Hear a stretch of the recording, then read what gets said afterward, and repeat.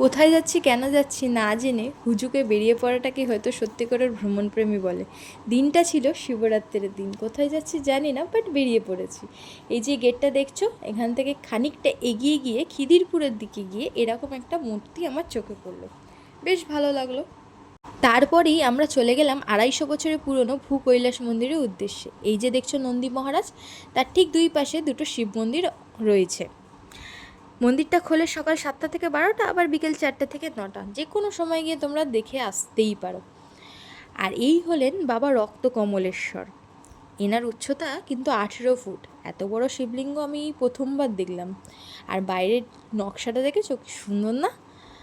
আর শিবরাত্রির দিন ভিড়টা এরকম ছিল, জাস্ট দেখো কত ভিড়। আর এই হলো বাবা কৃষ্ণচন্দ্রেশ্বরের মন্দির। কৃষ্ণচন্দ্রেশ্বরকে হ্যাঁ হ্যাঁ দেখাবো। এই দেখো, এই হলেন বাবা কৃষ্ণচন্দ্রেশ্বর। তোমরা কবে যাচ্ছ জানিও কিন্তু।